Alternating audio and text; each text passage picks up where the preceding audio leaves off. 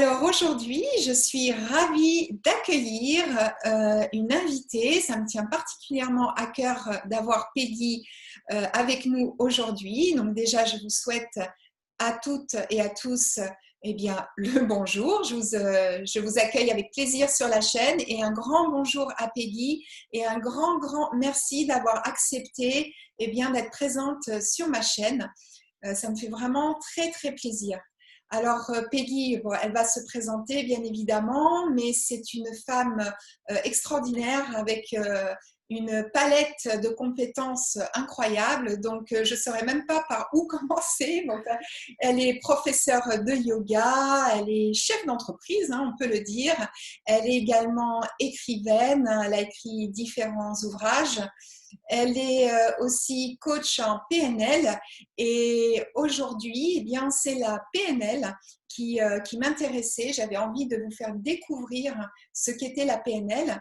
Donc, tout d'abord, je vais laisser la parole à Peggy afin qu'elle se présente et qu'elle se présente à vous. Eh bien, bonjour à toutes. Merci beaucoup Isabelle. Bonjour à toi. Alors, je suis très contente de faire cette première vidéo au mois de janvier. En 2021, on va inaugurer toutes les deux. Donc, merci beaucoup de m'avoir invitée. Et puis oui, voilà, je suis coach PNL. Alors la PNL, on se dit, mais qu'est-ce que c'est que ces trois lettres-là, PNL? Qu'est-ce que ça veut dire que ce truc-là? Alors, c'est programmation neuro-linguistique. Donc, qui dit neuro, forcément pense au cerveau. Donc, c'est totalement ça. On va être sur le cerveau. Linguistique, le langage. Et programmation, oui. On est des magiciens, des magiciennes. On va déprogrammer et reprogrammer le cerveau. Donc, c'est tout à fait ça. Alors, tu voulais voir des renseignements sur mon parcours, c'est ça? Ben oui, j'aimerais bien que tu nous partages ton parcours qui est quand même très intéressant et assez atypique, il faut le dire. Donc, Ah bah, typique complètement parce que 15 ans d'éducation nationale en tant que maîtresse d'école. Voilà, je me retrouve coach PNL, je me retrouve professeur de yoga, écrivain, mais j'écrivais déjà quand j'étais enseignante. Et puis, bon, bah, j'ai pendant 2 ans travaillé dans une université internationale de yoga. C'est là qu'on s'est rencontrés, Isabelle. exactement. À coacher tout le monde, puis être conseillère pédagogique. Donc, c'est vrai que c'est un chemin assez long. Puis, je suis issue d'une famille où mon grand-père était entrepreneur. Donc, quelque part, finalement, on se retrouve avec papy. Je pense qu'il me voit d'où il est maintenant. Ben, ta petite fille a repris le flambeau de l'entrepreneuriat. Tu peux être fière. Oui, il doit être fier, mais moi je suis plus fière aussi de tout ça. Et la PNL, c'est justement cette fierté de nos capacités, de nos compétences. Et puis on travaille énormément sur ce qui est estime, confiance en soi. C'est énorme, ce sont des piliers très importants pour pouvoir déprogrammer vos schémas répétitifs et vous reprogrammer en mode bonheur sur la ligne que vous avez choisie. Voilà. Donc, c'est Donc, tu veux que formidable. j'aille un peu plus loin? Je- Oui, je te demandais, du coup, c'est possible. On peut se Ah reprogrammer. mais oui, moi je l'ai fait. D'accord. Honnêtement, c'est du boulot, hein, ça ne se fait pas avec une baguette magique comme ça. C'est un gros travail sur soi, mais honnêtement, ça vaut le détour. Alors, c'est une technique qui date des années 70. C'est M. Bandler et Grinder qui ont créé ça, avec beaucoup d'observations du côté de la psychologie. Ils ont étudié tout ce qui se faisait en psychiatrie, psychologie et tout. Puis, ils sont mis en œuvre et ils ont créé cette technique de programmation neurolinguistique. Alors, au contraire de la thérapie, on va dire, conventionnelle. Vous allez chez un psy, on vous écoute beaucoup, vous parlez. C'est bien, ça fait du bien de pouvoir déballer son truc. Le coach, c'est pas ça. La PNL, ce qu'elle vous propose, c'est de vous fixer un objectif et de l'atteindre. Parce que c'est bien de déballer son truc, mais j'en fais quoi après? Moi, j'ai fait une psychothérapie quand j'étais adolescente. Alors, j'ai déballé des trucs. Et voilà, j'ai déballé mes trucs. J'en fais quoi après? Je laisse retomber la vase au fond de l'océan, pas au fond de l'océan, au fond de la mare. Et puis de temps en temps, elle remonte, elle redescend. J'en fais quoi? Et quand j'ai découvert la PNL, alors là, ça a été complètement l'explosion de joie parce que ça y est, j'allais pouvoir faire quelque chose de ce que j'avais sorti, découvert sur moi, mais je ne savais pas quoi faire de ça. Et je le traînais comme un boulet, alors que pas du tout. On arrive justement à comprendre le pourquoi du comment et où est-ce qu'on peut aller avec tout ça. En Voilà, fait, donc ça on donne utilise matière. de nombreuses ressources pour déprogrammer le cerveau. On Oui. travaille vraiment là-dessus. Donc les schémas répétitifs, tout ce qui est vos croyances limitantes. On va créer des croyances portantes, au contraire. Et puis surtout, c'est vous qui faites le travail. Ce n'est pas le coach. Le coach, il est là pour vous guider. Il a un panel d'outils incroyables. On prend les bons selon la personne. Et puis, vous travaillez sur vous. C'est pas quelqu'un qui fait le boulot à votre place. En fait, c'est un petit peu comme une clé USB. Allez, je vais prendre ma clé USB là. Parce que j'ai plein d'outils autour de moi. Quand je fais un coaching, je sors des outils. Donc, j'ai ma clé USB. Et ça, c'est une clé que vous avez toujours avec vous. En fait, vous l'avez en vous, mais vous ne savez pas où elle est cachée. Donc, moi, je vous la montre. Et à vous de la prendre et de l'utiliser. À l'intérieur, il y a des tas d'outils. Donc, avec ces outils-là, forcément, on va aller aussi travailler sur vos compétences. On peut aussi améliorer des zones de compétences. Mais c'est formidable, ça. Mais c'est incroyable.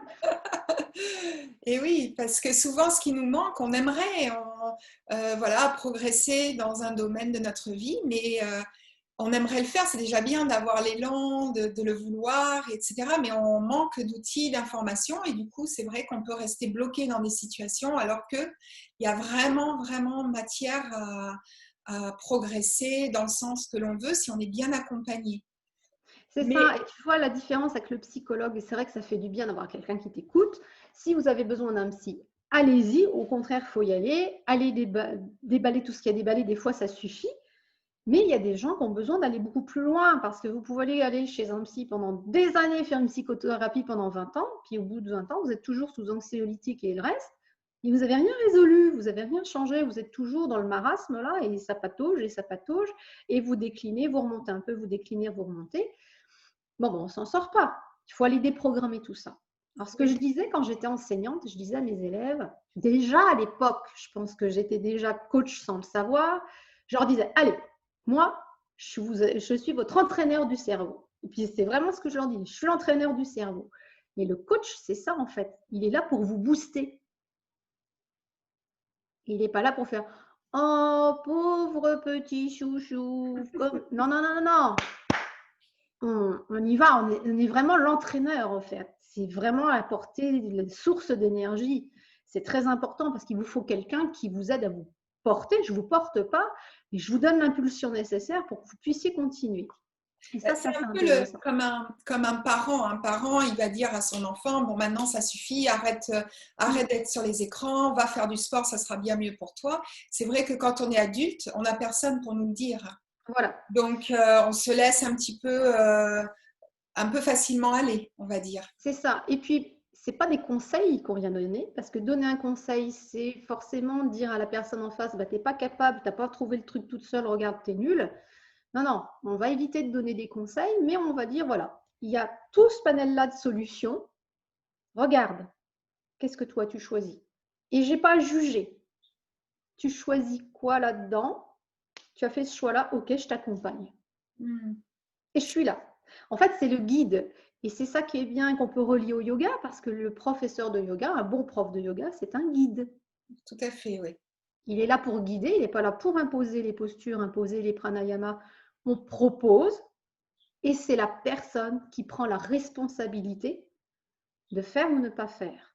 Et c'est ce que on dit aux gens en PNL, on rend les gens responsables. D'ailleurs, souvent dans mes cours de yoga, je dis, ce sont des indications. Non, les indications que je vous donne sont en fait des invitations. Et c'est vraiment ça. Donc, c'est comme ça que ça doit se faire, tout à fait. Ce sont des invitations.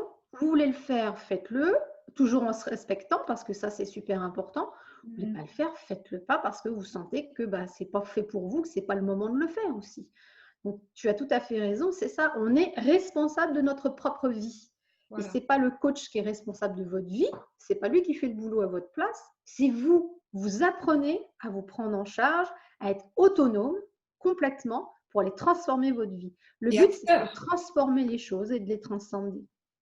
Oui, oui. C'est important d'être acteur de sa propre vie et de ne pas attendre que tout arrive de l'extérieur. Et le yoga, justement, on apprend tellement à développer notre centre et un espace intérieur qui soit sécurisant et fort. Donc, c'est vrai que c'est très, très important d'être acteur de sa propre vie. Mais alors, comment est-ce que, pour relier en fait la PNL aux femmes de plus de 50 ans qui aimeraient justement, soit elles ont des projets, parce qu'aujourd'hui, 50 ans pour une femme, c'est waouh, c'est le boulevard pour une nouvelle vie.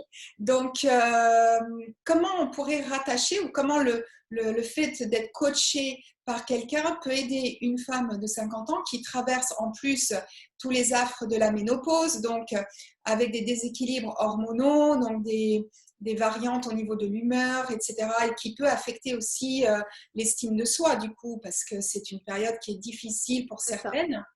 Et donc, on se déprécie, de toute façon, ça ne sert à rien, maintenant je suis trop vieille, etc. Donc, bien sûr que non, hein, on en est bien convaincu.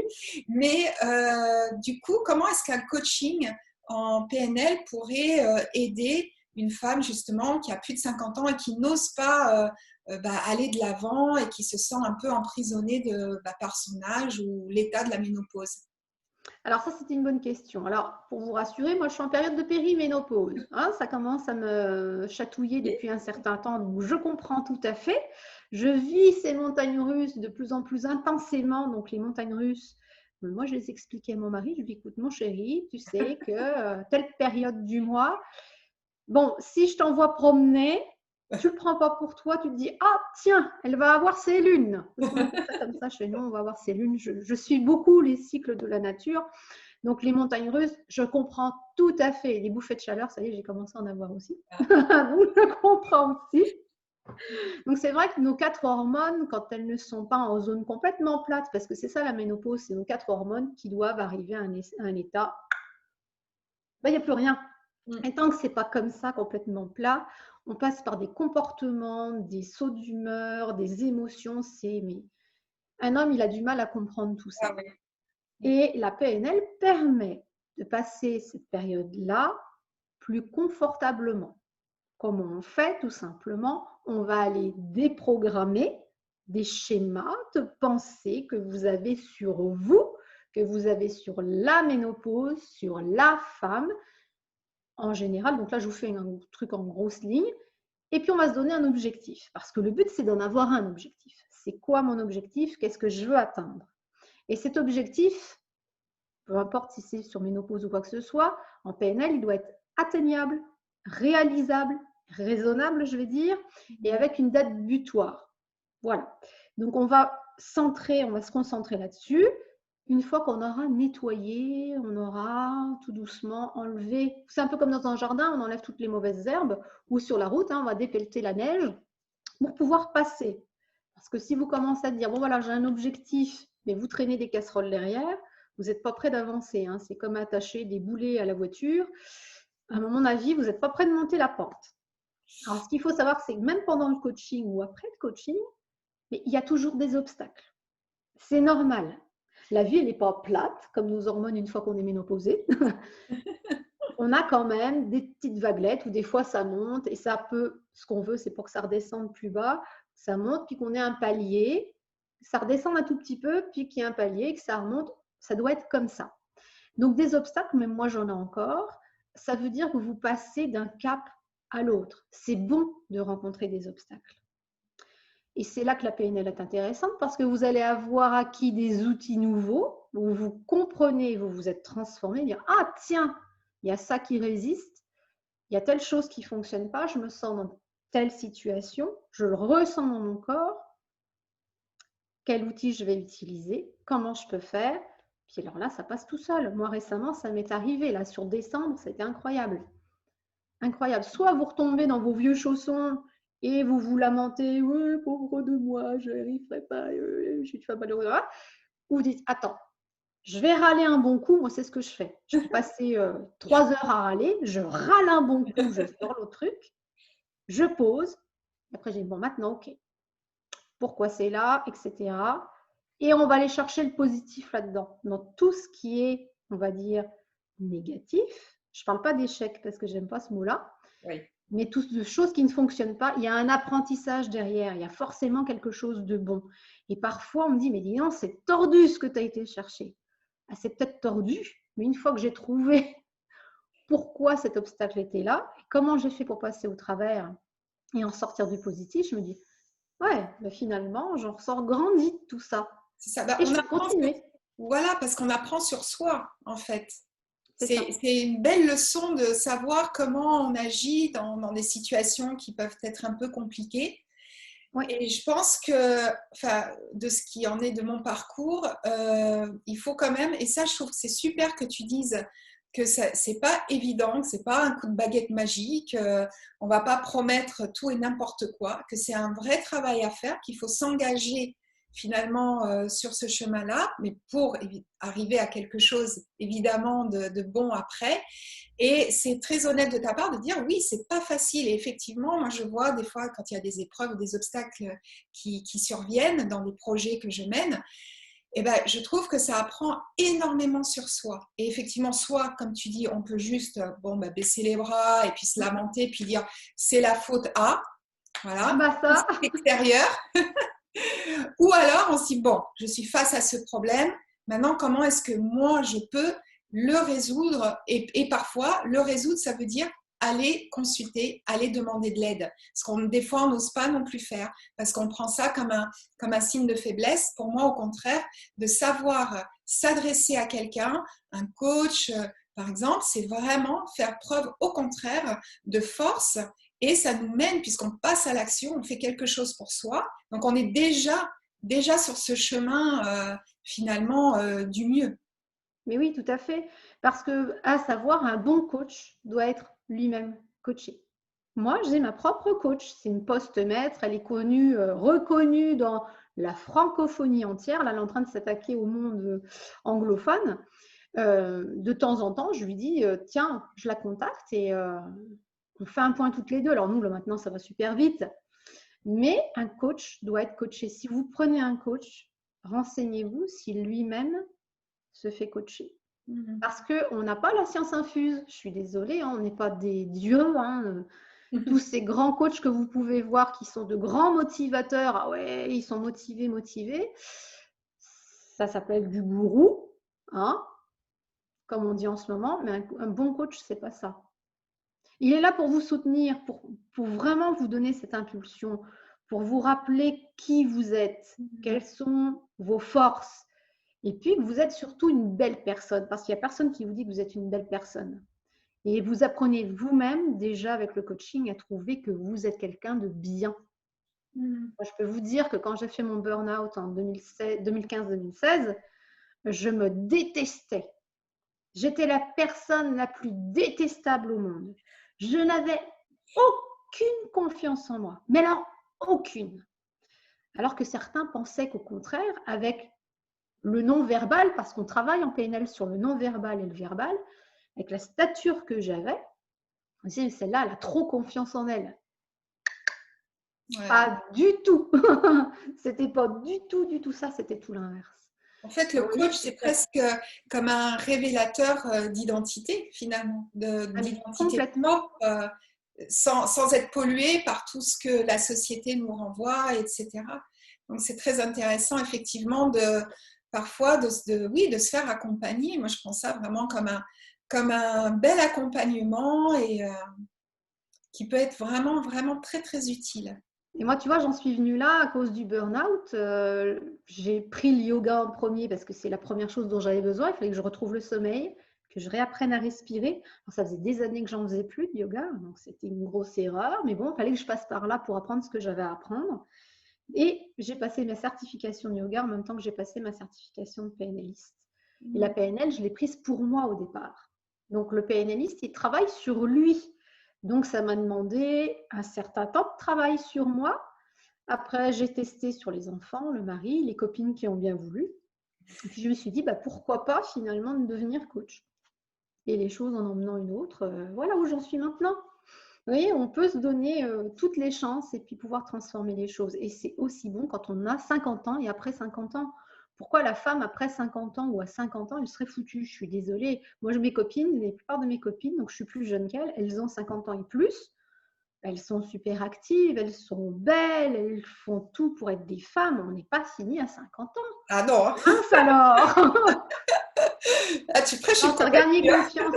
Non, mais honnêtement, la confiance et l'estime de soi, c'est maintenant qu'il faut la travailler. Oui, oui, surtout dans des moments où on vit tellement d'incertitudes et de choses qui sont instables. Au moins qu'on ait la stabilité intérieure, je pense que voilà, Oui, ça va nous c'est ça. aider à passer les caps. Bon, ben Peggy, écoute, est-ce que tu voudrais rajouter quelque chose? Mais écoutez, simplement, moi je travaille avec PNL et yoga parce que les deux, ça s'allie très bien. Un vient nourrir l'autre. Les techniques vraiment s'enchevêtrent et c'est parfait. La philosophie du yoga, elle vient rejoindre les techniques de PNL. Vraiment, j'ai trouvé le Un bon bon mariage, on va dire. Et puis, je vais moment. vous donner quelques petites pistes si vous Ah, voulez. super. Très simple, vraiment très très simple, hein. Alors, si vous voulez vous donner un objectif, par exemple, je ne sais pas, là pour le mois qui va venir, ne voyez pas trop à long terme parce que c'est décourageant. Je préfère que vous regardiez sur court terme, dans le mois. Un objectif pour le mois de janvier doit être clair, bien formulé avec des mots positifs, donc à l'affirmative. On enlève les ne pas, les ne jamais, les ne rien et tous les mots rabaissants, d'accord, les mots péjoratifs. Et comme il est simple, il doit être facilement atteignable. À la fin du mois, on y est arrivé. Ça peut être sur le jardin, ça peut être… Prenez quelque chose de simple, là, pour tester. Donc, il est réalisable. Vous avez votre date butoir, c'est fin janvier. Peut-être que vous le ferez sur février, selon quand est-ce que vous regarderez la vidéo, etc. Et puis, pour atteindre cet objectif, vous allez vous concentrer sur le processus et pas sur le résultat. Parce qu'on se concentre toujours sur son résultat, on le visualise très bien. Si c'est le jardin, je vois très bien quelle plante j'ai plantée. Oh là mon Dieu, c'est merveilleux, c'est comme dans les magazines. Et souvent, c'est qu'à le dire, on se plante. Il faut voir, c'est votre processus. Le processus, c'est quoi? C'est comment je vais faire pour arriver jusqu'à ce que je visualise ce beau jardin. Quelles sont mes étapes pour arriver là? Et c'est ça qui est important. Ce n'est pas que le résultat final, c'est toutes les étapes pour arriver à votre beau jardin. Voilà. Super. C'est comme un peu la salutation au soleil qu'on va décomposer avant d'arriver à la faire tout à fait de manière liée. Donc, on va décomposer et apprécier aussi le chemin de chaque Oui. figure pour arriver à la fin à la faire totalement. Donc, ouais, Et tu super. vois le lien avec le yoga, c'est parce qu'on est toujours dans le ressenti. Complètement. En PNL, on vous demande beaucoup d'aller ressentir. Qu'est-ce que vous ressentez? Vraiment, on travaille sur les 5 sens. Donc, c'est très intéressant. On n'est pas déconnecté de son corps, au contraire. C'est pour ça que je dis que c'est vraiment yoga et PNL. Waouh, c'est super. Parce qu'on se rejoint complètement. Moi, mes cours de yoga, je donne des cours de yoga en présentiel, bon, en ce moment, c'est en ligne, et en privé. Mes élèves, ils ont de la PNL dans le cours, hein. Sans s'en apercevoir, je leur injecte de la PNL. Et ça fait toute la différence. Ça fait toute la différence. Donc, allez-y, testez, choisissez-vous ce petit objectif pour un mois, quelque chose de simple, testez-le. Et puis, la deuxième chose, le deuxième cadeau, c'est observer vos phrases, ce que vous dites dans la journée. Les phrases que vous répétez souvent, qui sont redondantes, des expressions qui reviennent souvent. Et quand vous allez porter attention à ça, dire, tiens, cette phrase-là, je la dis tout le temps. Vous la notez sur un papier, pas dans un cahier, sur un papier, puis vous laissez le papier. Puis vous allez observer d'autres phrases qui vont revenir. Tiens, celle-là aussi, ce mot-là, qu'est-ce qui revient? Hop, vous le notez. On sera Et surpris. regardez si c'est positif ou négatif comme une phrase. Je vais dire, bah oui, finalement, il y a peut-être quelque chose à voir là-dessus. Eh bien, merci beaucoup Peggy pour ces 2 cadeaux que tu nous fais. D'ailleurs, si ça vous intéresse, vous pourrez laisser en commentaire votre petit objectif du mois, c'est toujours intéressant. Et comme ça, partager avec les autres et partager après aussi la finalité, vos ressentis, ce sera vraiment très intéressant. Et puis, bien évidemment, je mettrai en lien tous les réseaux sociaux, le site internet de Peggy afin que vous puissiez la contacter si vous avez envie de faire, j'allais presque dire, un bout de chemin avec vous-même. Voilà. Voilà, non, mais c'est ça. Se rencontrer avec soi. Dire, C'est ah, c'est exactement moi. ça. Oui, Bonjour, oui, oui. je ne te connaissais pas. Et puis, ça vaut le coup. Ah, Ça honnêtement, vaut ça le vaut le coup. coup.